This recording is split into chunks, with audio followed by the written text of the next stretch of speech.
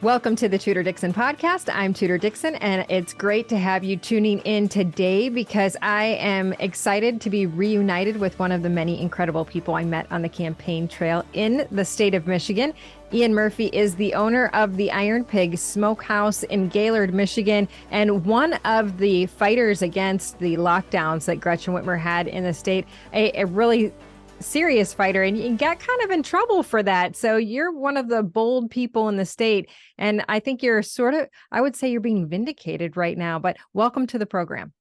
Thank you for having me. I appreciate it. And vindication, having a published opinion come from the Court of Appeals is a big deal. So that's the vindication that you're speaking of. And it's not even our case that was ruled on in the Court of Appeals last week, but it upholds our win in the lower court ruling. So yay for freedom and yay for judges with some sense.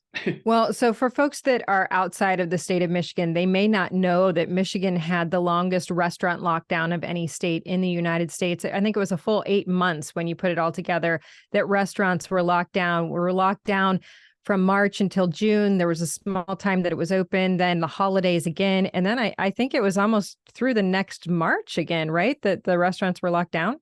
It was, yeah. It's hard for me to remember because we stayed open for nearly all of that. We were closed the first part in early March of 2020 when we really didn't know what was going on. But yeah, in the fall, November, basically the day before Thanksgiving, the biggest bar night of the year, I made the decision to stay open and take on $1,000 a day fine in doing so. And what people I think also maybe don't know about this, and this was why people in Michigan were so shocked by what was happening, is that the governor was extending her emergency powers, extending them time and time again, and using them to pick and choose who actually got to make a living and who didn't, who was essential and who was not. We all remember essential workers.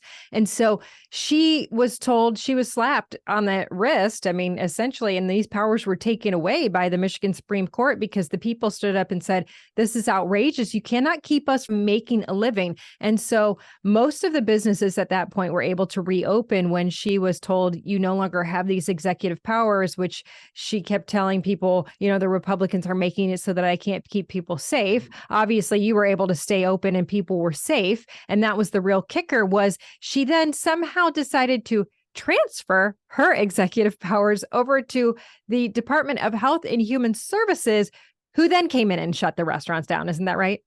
It is. And what's interesting is when we go back and look at the entire timeline from the very first executive order, she used 3 different mechanisms. She used the EPGA, which you're referring to as now unconstitutional. She also issued through the health department this health law and a couple of others that has now been ruled unconstitutional. And she also used the proper method, which was the Emergency Management Act, which is what the founding fathers intended, which means she has to go back 28 days later to authorize more lockdowns or more whatever it is that they're trying to do. And I equate it to folks up here in northern Michigan. The Emergency Management Act gets used nearly every winter when there's a terrible, terrible snowstorm like we had this year, actually during Christmas. The local authorities come out and say, you can't be on the roads. It's unsafe. You're putting others in danger by being out there. Now, usually that's less than 24 hours. But if they had to, they could go 28 days. Now, she's been found in violation of that in that October Supreme Court ruling as well. But that's the whole point, is we're supposed to interject our elected officials. And if we don't like what they're doing, then we can unelect them, right? We can recall them. That's the entire point of our argument from the beginning, is one unelected official made devastating decisions all the way around. Forget about what just happened with the restaurants, but the nursing home stuff and all of the other things that have come from this.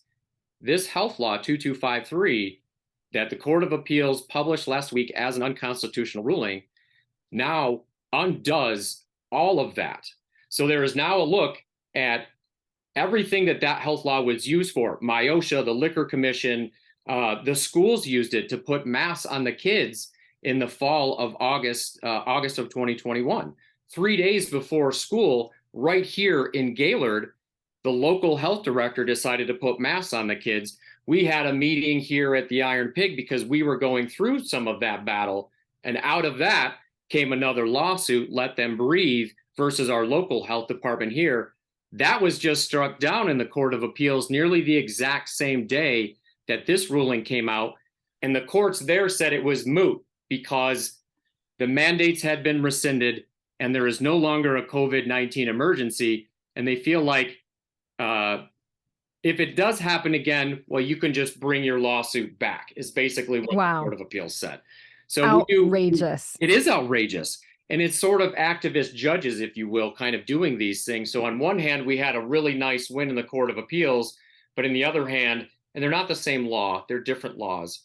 You can see the disparity in these judges and their rulings, and how we have to fight so hard over and over and over.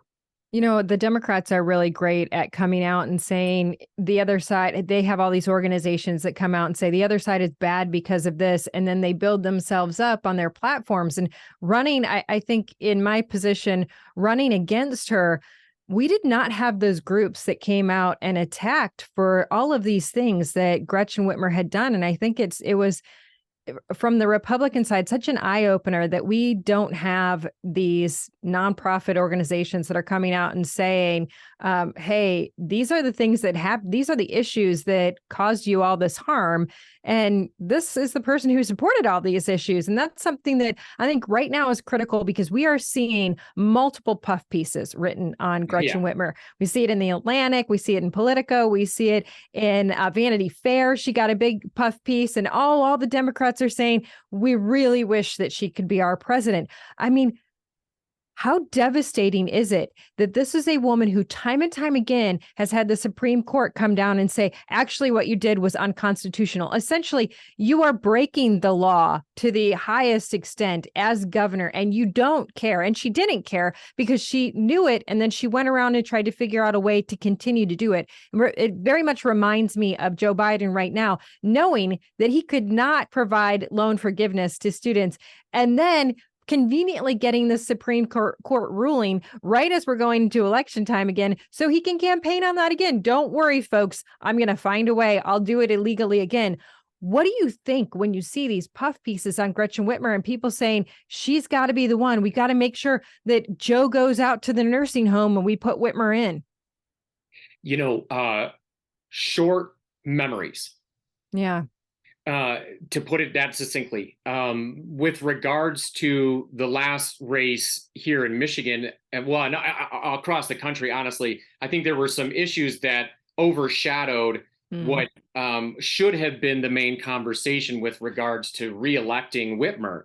And a lot of those things were pushed aside in favor of a certain issue. So it never was discussed well enough and talked about enough about the effects that she did have. You know, all the service industry people that were out of jobs, the restaurants that 300,000. It's insane. And that's just one sector, a tiny sector of our economy. I shouldn't say tiny. Hospitality is awfully pretty big here in Michigan, but comparatively, when you're talking about auto industry, you know, early on there was some issues with contractors. You know, MIOSHA was coming in and citing these poor contractors where you've got too many. The MIOSHA shame list. I forgot about that. You were posted on the internet on a MIOSHA shame list if you were breaking Whitmer's rules.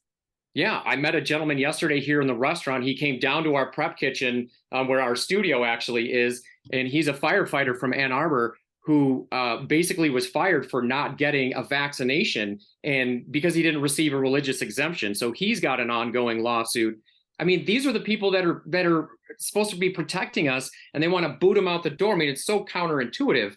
But back to the original point, I think short-term memories is really what has happened. And I think if Whitmer decides to do anything beyond being the governor of Michigan, and I see it hard that she doesn't, people just have to remember exactly what it is that she did.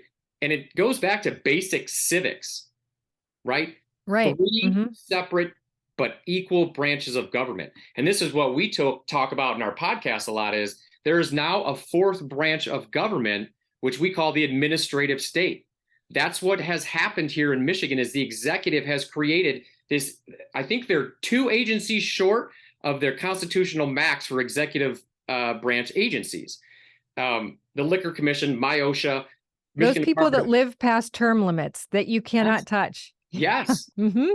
So there's this great big blood. We've known this for years at the federal level. The EPA is, there was a Supreme Court ruling that came out last year. It was a great ruling. It says this agency doesn't have the power to be doing this. And that's what's happening here in Michigan at the state level. The Liquor Commission came after us because they were the ones with the biggest weapon, if you will, to rescind my license. Then they came and took my food license through the Department of Agriculture via the health department, who are the people I have to work with 2 to 3 times a year. These poor folks don't want to come in here and have to be doing these things. The local police are telling me I've got to do my job, but if I weren't, I'd be sitting here having a beer with you right now. Yeah. Well, how do you hurt a restaurant? You take their liquor license, and a lot of people don't. Other states don't have a liquor control commission. Not all states have one. Michigan is so fortunate that we get to have this, where people can come in and take your liquor license and shut you down. And that gives the governor this extreme power. I mean, it reminds me of the movie Aladdin, where it's like, I have all the power. That's what I kept thinking when she's doing this. She just is going in and destroying. And that subject that you talked about, that you said you didn't mention, that was abortion. And let's be honest about, she won on abortion. She won by saying that she's going to provide unlimited abortion. And the crazy thing is that a few weeks before the election, we were called into the Detroit chamber, I think it was, or someone had a not a debate, but where we could both give our views. And they asked, Michigan is in dire straits when it comes to the economy. We have lost so many jobs, and we lost jobs. I think it was 82,000 jobs that we ended up not getting back after the pandemic. And 20,000 of those were in the hospitality sector. Her answer to how are you going to get those jobs back? What are you offering to bring companies here? She said, I'm offering abortion. I mean, that was her answer to economic recovery in the state of Michigan.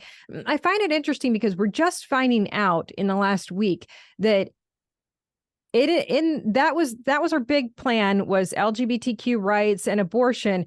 And in her budget that she just signed, she slashed the budget on tourism. And that is really important to our hospitality sector, to our restaurants, to our hotels. This is after this huge insult of 2020. She just slashes tourism and nobody talks about it. I mean, that is a big part of Michigan. We've got lakes, we've got skiing, we've got everything that you can do outdoors. And yet we are not bringing people here. And one of the things that I think people don't think about is one of the ways that you can reduce taxes in your state is to increase tourism. Have your friends come in and pay for you. That's what Florida does. They're successful in not having income tax because they bring people to their state to visit. She doesn't care about that. And it's, again, counterintuitive to me. Everything that we've seen, and the numbers bear this out, tourism is on fire in Michigan right now. So why not make hay while the sun's shining? I say campgrounds are packed, booked weeks, months in advance now. We've got a new, really upscale RV motor park home just a mile away from us here downtown. Why that decision was made, but yet let's talk about incentives to bring the film industry back here again. We know that didn't work the first time.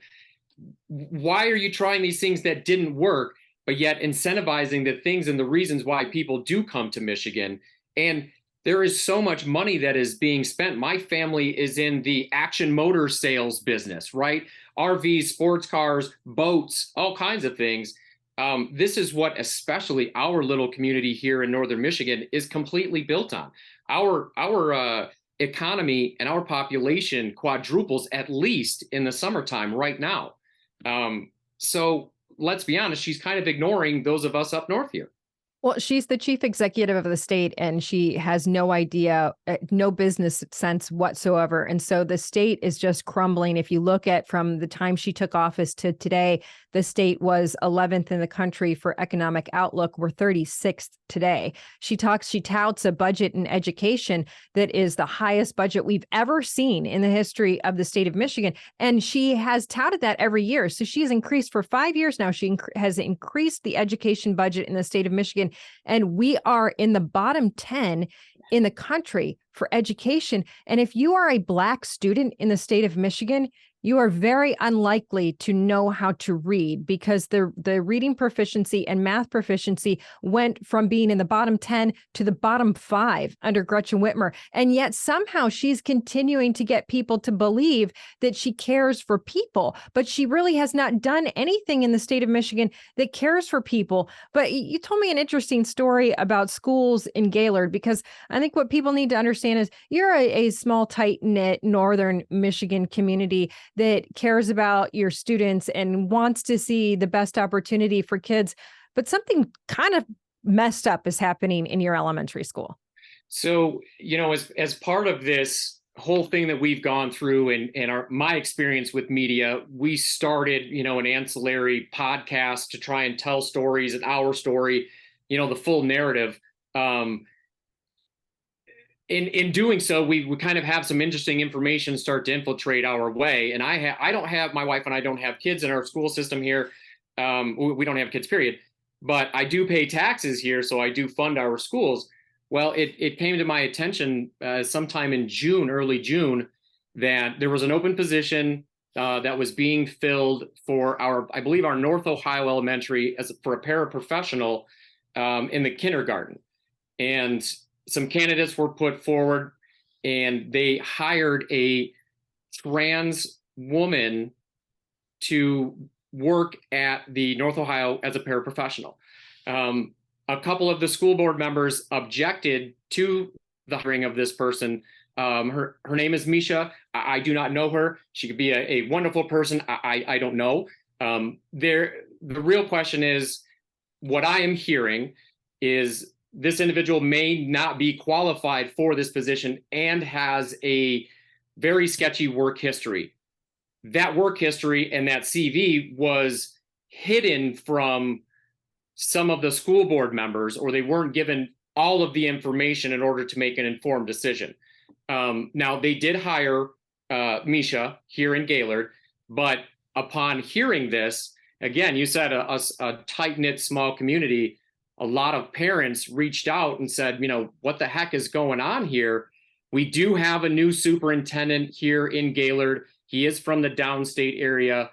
I do get the sense, and this is not my personal opinion, I've only had one or two dealings with him, but there is a sense of sort of I don't like this term, but maybe a new world order sort of coming in here. And this is a pretty conservative area up here in northern Michigan. I mean, let's be honest, the majority of Michigan is relatively red, except for the metro areas, if you will. Mm-hmm. And it has been speculated that this may be a test of the new Elliott Larson Civil Rights Act. If this individual is harassed or is fired for any certain reason, there would probably be an impending lawsuit. So it's almost like baiting this, because they did just pass this law, and we've seen a lot of these news organizations come out and say, now in Michigan, if you use the wrong pronouns, you could essentially go to jail. And then all the Democrat lawmakers went, oh my gosh, that's not true. That's not exactly what it says. It's not verbatim what it says, but it could happen. That's right. And what I see is a lot of similarities to the upset people about the Florida bill that they dubbed the Don't Say Gay bill. It is more of this meandering of language. And to tie it back in with what we had going on with our lawsuit was simply the language, the gathering of all people for any reason. That language right there was so broad and ambiguous, right. You could do anything with it. And that's just what you're seeing across the board. And when you talk about messaging and these groups that are coming out and aren't getting good messages out for candidates and short-term memories, these are sort of the things that we have to draw back to and go like, listen, this is not logical. Some of these things are not logical. With regards to the parapro hiring here in Gaylord, what I've heard from some of the parents is, okay, maybe in the high school, maybe at the high school where the kids are a little bit more mature and understanding of this person's decisions. But in an early learning environment. But in any school, if you have somebody that has a sketchy work history and they're working with kids, don't we want to have the best of the best? I mean, that's why I say it feels like this is baiting people to come out and they're going to say, okay, now these conservatives are breaking the law, and you really have a person who's not qualified to work with kids. Right. And that part of it has to be looked at. And part of the issue here locally, I think, is that there is a little bit of trepidation about questioning such things because there is a lot of peer pressure revolving around this issue in our state, especially even more so. And now, people don't really like jail. So people always... don't like jail. Right. I mean, there's so much ambiguity in this thing that they're talking about. But again, there's peer pressure. I'm hearing, school board members that, don't want to run again if these things keep coming up and it's going to be an issue. I feel like there may be an issue with this superintendent here in town. Again, I've only had one dealing with the guy. We were able to raise over $10,000 to pay off school lunches for our community schools here. Not entirely us, but when we went to the superintendent to say, listen, we've got $11,800 or whatever it is that in basically one check to give to you, you would be surprised at how difficult it was to give them money to pay for student lunches. Interesting. Well, now the lunches have been paid for by the governor. So she's been out there touting that the new budget has school lunches paid for all public schools. And that's the answer to kids learning because they won't be hungry. Now, interestingly, what they never talk about is that for kids that weren't going to have a lunch, they were always paid for by the state. And so that really can't be her excuse for why learning loss is so great in the state of Michigan and proficiency is so low in the state of Michigan. But, they can use this, they can use these words and make it seem like they're somewhat friendly. I mean, this is how we're in the situation right now, where if you speak out against Goshen, which is the somewhat battery component factory. We don't actually know what they're making because in the state of Michigan, the lawmakers and the governor sign non-disclosure agreements when they give your taxpayer monies to a Chinese communist company. I mean, this is a company that is owned by people that are very involved with the Chinese Communist Party. They have it in their bylaws that they are connected to the Chinese Communist Party. And she has been able to, like she did with the Health and Human Services Director when it was coming around the time that people were complaining about restaurants being shut down. She has signed non-disclosure secrecy agreements, and we don't really know what's going on with these companies. How do the people of Northern Michigan feel about that?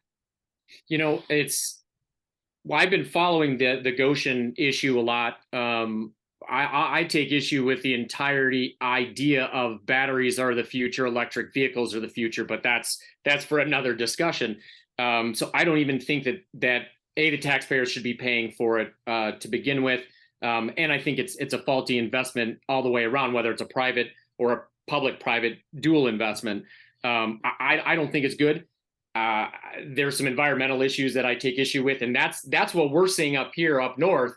They recently tried to expand our Air National Guard base in Grayling, Michigan, adding thousands of acres for a new program there.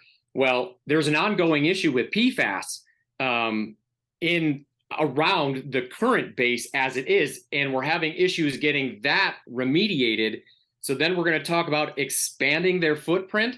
It's like, no, I think that was finally turned down. They got the hint that we don't want more of that up here, especially if you're not going to take care of our natural resources. That's what I'm hearing from those folks around that Goshen plant. And right. I think what a lot of people around the country may not understand is that our largest natural resource in the state of Michigan is water, and we are one of the largest freshwater sources in the country and in the world, actually. So China has all the reason in the world to want to either be here and contaminate our water source or take it for themselves. The question is, which would it be? We don't know, because for as many environmental tests as there are for any other company in the state of Michigan, including this base you're talking about, there have been no tests required for the Chinese. Why? It seems just insane. And, I am not a government. I don't love government. I'm libertarian. It should be extremely limited. I'll tell you, the government does a good enough job of poisoning our natural resources in and of themselves, right? So now we're going to go and invite a sketchy company with sketchy ties to come in and further pollute our natural resources. It doesn't make any sense to me. And I got to be honest, I don't need A, my tax dollars, and B, my governor trying to find me a job. That's the guise of this entire thing. Is we're bringing jobs. I'm going overseas to get investments. You're going overseas to spend my tax dollars to, quote, get me a job. No. I would argue that's not what she's doing. She is going overseas using our tax dollars to claim she has foreign policy experience so that she can run for president. I really believe that this is all a bunch of baloney. She's never spent time overseas. She's not a business person. She has no idea how to connect to the outside world. And she has no idea the dangers of China. You'll have people argue, well, Rick Snyder, he brought a lot of Chinese companies in and told us that he was going to partner with Chinese companies. It was a different time. The worldview, the global economy was different at that time. And we now see the plan of China. We now see the dangers of China. And many people and many national security experts have come out and said, we're in a very dangerous situation right now where they are marching on our doorsteps. And this is no longer a Cold War. We are looking at seeing an actual active military war with China. And yet Gretchen Whitmer is the only person in the state who can have TikTok that is an elected official. She is out there actively putting herself in jeopardy and putting the state in jeopardy on TikTok. She is bringing Chinese communist connected companies into the state of Michigan. And yet no one is pushing back on this and saying, why would you ever elevate this woman beyond the disaster that she has created in Michigan? Because we are truly in a situation where no one will come here. You talk about bringing jobs to the state. I do say she should bring jobs to the state. That is her job. She should make the state appealing enough. And if that is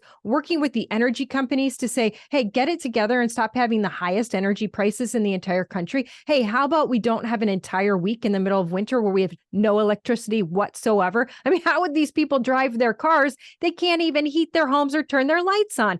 But these are not the things that this woman is concerned about. She is only concerned about social issues and elevating herself on the cloud of social issues and riding that cloud into DC. And I think it's incredibly dangerous that we have allowed this to continue, and that really there are not people other than you and me and a few others that are speaking out and saying the destruction in Michigan is really beyond the pale. It really is. And it seems so simple, such a very simple narrative to get out there. And I still don't fully understand why nobody has gotten a full grasp on it. Part of it is that, the Republicans in the state no longer there's a lot of issues going on in that party in our state. I can say that I'm not a Republican. I get to say that, and I would say it either way. But the real issue is that they need to coalesce around an idea, and the idea simply is that logic has to come into play. Put your feels to the side. Stop being upset at everything. Grow some thick skin. Stand up for your principles, right? A lot of these things that we're talking about aren't even necessarily political, but they've been politicized, right? Right. We're talking about the law. I say that all the time. These are statutes that were passed. We took our ability and due process and went and challenged it and had these laws overturned. And you can't believe how many people are pissed at me. They will never come to the Iron Pig because we stayed open or because I put my community in danger or whatever it was. But what happened is I simply said, what they're doing is wrong. There's a different way to do it, and they should be doing it the right way, which was using the Emergency Management Act, not politicizing this whole thing, but it was the easiest thing to do because it ratchets up fear and it brings people's emotions to that level.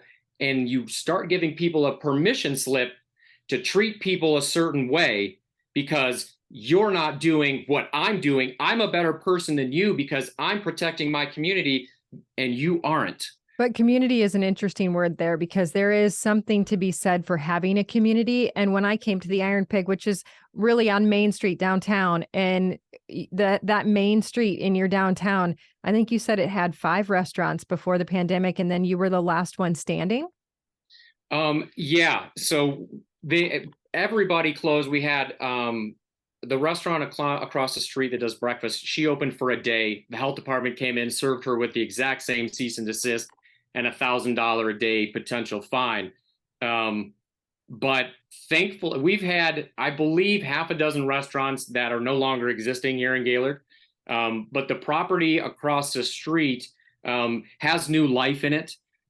We don't have, I think, maybe one restaurant here in Gaylord that closed after the pandemic that moved to a second location. So they had 2 locations. So we seem to be kind of recovered from that. But again, a lot of that has to do with because we're in such a big tourist area right here off the interstate, right in the middle of the mitten up here. Well, community is, I think for people, community is the most important thing. And I think it's amazing what you were able to do to try to keep that community going. And as I traveled through the state of Michigan, that was the message that I heard from people, especially in northern Michigan, over and over again. We've been left behind. Our community was destroyed. We lost 3,000 restaurants permanently in the state of Michigan. So when you think about all of the small communities that lost their traditional mom and pop restaurants in their communities, that's losing community. And when we talk about the responsibility of a governor and even our mayors in big cities, you look at Dallas, over the last 10 years, they've brought in 200 headquarters into Dallas, not the state of Texas, into Dallas. And yet we're talking about, I mean, she puts out a press release. If she gets 20 jobs, we're expecting 20 jobs in 2026. It's like, what are you talking about? These are not successes. My picture of Whitmer over here. I saw that. Yes, it is. It's an incredible thing that they try to do. That they're just putting all this fluff out there. It's ridiculous. And the problem is, we just need more people to stand up and use logic in these things and be like, 20 jobs, zippity doo dah. Exactly. Well, I think that what you've done is amazing. I love that you continue to stand up. Tell people how they listen to your podcast. So our podcast is about everywhere you can find a podcast. Fuelcasttv.com is our website. Fuelcasttv.com is our YouTube, Rumble, Spotify handles, all that stuff. IronPigSmoke.com is where you can find out any information on the Iron Pig. And we're actually getting ready to file a new declaratory action here in Otsego County within the next 30 days. So we're still fighting the fight, even though we have won. We're not done yet. Well, thank you for fighting, and we'll have you back. We'll have you talk about all of this because I think it's so important, and I think it's important for people out there who don't live what we live every day in Michigan to understand what it really is like. And definitely, if you are in Gaylord, Michigan, go to the Iron Pig Smokehouse because everything there is absolutely delicious. Ian Murphy is the owner. Thank you so much for being on the podcast today. Thank you, Tudor. I appreciate it. And thank you all for joining us on the Tudor Dixon Podcast. For this episode and others, go to TudorDixonPodcast.com. You can subscribe right there or check out the iHeartRadio app, Apple Podcasts, or wherever you get your podcasts. And join us the next time on the Tudor Dixon Podcast. Have a great day.